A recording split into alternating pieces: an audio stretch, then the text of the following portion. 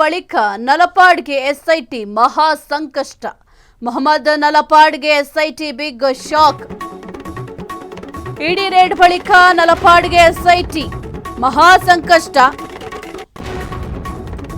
ಮೊಹಮ್ಮದ್ ನಲಪಾಡ್ಗೆ SIT big shock. Bitcoin ಹಗರಣದಲ್ಲಿ SIT charge sheet.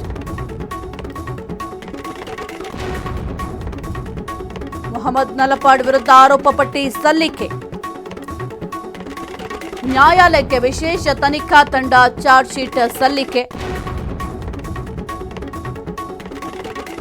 ಹಣ ವರ್ಗಾವಣೆ ಆರೋಪದಲ್ಲೂ ಕೂಡ ಇಡಿ ಬಿಗ್ ಶಾಕ್ ಕೊಟ್ಟಿದೆ.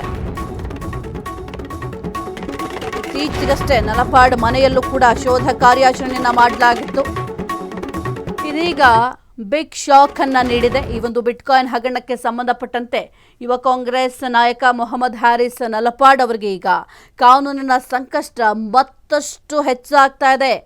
ಇನ್ನು ಬಹಳ ಮುಖ್ಯವಾಗಿ ಅಂತಾರಾಷ್ಟ್ರೀಯ ಮಟ್ಟದ ಒಂದು ಕುಖ್ಯಾತ ಹ್ಯಾಕರ್ ಶ್ರೀಕೃಷ್ಣ ಅಲಿಯಾಸ್ ಶ್ರೀಕಿ ಸರ್ಕಾರಿ ವೆಬ್ಸೈಟ್ಗಳು ಹಾಗೆ ಬಿಟ್ಕಾಯಿನ್ ತಾಣಗಳನ್ನು ಹ್ಯಾಕ್ ಮಾಡಿ ಕದ್ದಿದ್ದ ಕೋಟ್ಯಾಂತರ ರೂಪಾಯಿ ಮೌಲ್ಯದ ಡಿಜಿಟಲ್ ಹಣದಲ್ಲಿ ಮೊಹಮ್ಮದ್ ನಲಪಾಡ್ ಅವರಿಗೂ ಕೂಡ ಪಾಲ್ ಸಿಕ್ಕಿದೆ ಎಂಬ ಗಂಭೀರ ಆರೋಪ ಕೂಡ ಇತ್ತು.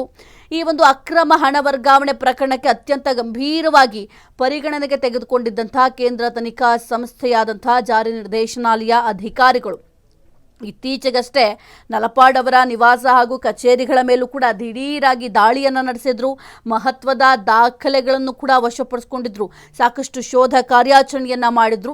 ಈ ಒಂದು ಇಡಿ ದಾಳಿಯ ಬೆನ್ನಲ್ಲೇ ಈಗ ರಾಜ್ಯ ಸರ್ಕಾರದ ವಿಶೇಷ ತನಿಖಾ ತಂಡ ಎಸ್ಐಟಿ ಈಗ ನಲಪಾಡ್ ಅವರಿಗೆ ಬಿಗ್ ಶಾಕ್ ಅನ್ನ ಕೊಟ್ಟಿದೆ. ಹ್ಯಾಕರ್ ಶ್ರೀಕಿಯಿಂದ ಅಕ್ರಮವಾಗಿ ಹಣದ ಪಾಲು ಪಡೆದಿರುವಂತಹ ಬಲವಾದ ಸಾಕ್ಷ್ಯಾಧಾರಗಳೊಂದಿಗೆ ನ್ಯಾಯಾಲಯಕ್ಕೆ ಅಧಿಕೃತವಾಗಿ ಈ ಒಂದು ಚಾರ್ಜ್ ಶೀಟ್ ಅನ್ನು ಕೂಡ ಸಲ್ಲಿಸಿದೆ. ಒಂದೆಡೆ ಇಡಿ ಅಧಿಕಾರಿಗಳು ಕಪ್ಪು ಹಣದ ತನಿಖೆ ನಡೆಸ್ತಾ ಇದ್ರೆ, ಇನ್ನೊಂದೆಡೆ ಎಸ್ಐಟಿ ಪೊಲೀಸರು ಕ್ರಿಮಿನಲ್ ಕೃತ್ಯದ ಚಾರ್ಜ್ ಶೀಟ್ ಹಾಕಿರೋದ್ರಿಂದ ನಲಪಾಡ್ ಅವರು ಕಡ್ಡಾಯವಾಗಿ ಕೋರ್ಟ್ಗೆ ಹಾಜರಾಗಿ ಜಾಮೀನು ಪಡೆಯಬೇಕಾದ ಅನಿವಾರ್ಯತೆ ಕೂಡ ಇದೆ. ಆದರೆ ಸದ್ಯಕ್ಕೆ ಒಂದು ಜಾಮೀನು ಸಿಗೋದು ಬಹುತೇಕ ಅನುಮಾನ. ನೋಡಬೇಕಾಗತ್ತೆ ಈ ಒಂದು ಪ್ರಕರಣಕ್ಕೆ ಸಂಬಂಧಪಟ್ಟಂತೆ ಏನಾಗತ್ತೆ ಅಂತ. ಅದರ ಜೊತೆಗೆ ಅವರ ರಾಜಕೀಯ ಭವಿಷ್ಯಕ್ಕೂ ಕೂಡ ದೊಡ್ಡ ಹಿನ್ನಡೆಯಾಗುವ ಸಾಧ್ಯತೆಗಳು ಕೂಡ ಇದ್ದಾವೆ.